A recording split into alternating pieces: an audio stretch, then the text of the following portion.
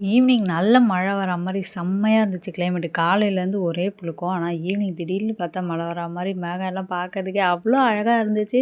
ஆனா மழை வரல. காத்தோட போயிடுச்சு. இடி மின்னல் இருந்துச்சு. ஒரு தூறு கூட விழல. செம்ம கடுப்பாயிடுச்சு. இதுக்கா இவ்வளோ அலப்பற பண்ண அப்படிங்கிற மாரி.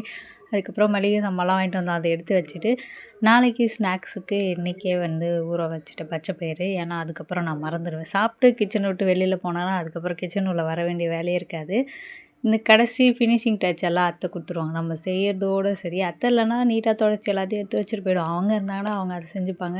ரொம்ப நாள் ஆச்சேன்னு சொல்லிட்டு தக்காளி தோசை தான் ட்ரை பண்ணேன். ரொம்பவே சூப்பரா வந்துச்சு. நானும் தோசைய வந்து மேக்ஸ்ல கூட இந்த அளவுக்கு வட்டமா போட்டிருக்க மாட்டேன். அழகா வட்டமா வரையறுமேன்னு பார்த்தேன். திஷ்டி வந்த மாரி கடைசியில தோசை உடஞ்ச மாரி ஆயிடுச்சு. பரவால்ல நம்ம தானே சாப்பிட போறோம்ன்னு சொல்லி விட்டுட்டேன். அடுத்த தோசையாவது நல்லா வட்டம் செய்யணும்னு சொல்லிட்டு சூப்பரா வட்டமா வந்துருச்சு. இதுக்கு தேங்காய் சட்னி ரொம்பவே சூப்பரா இருக்கும்.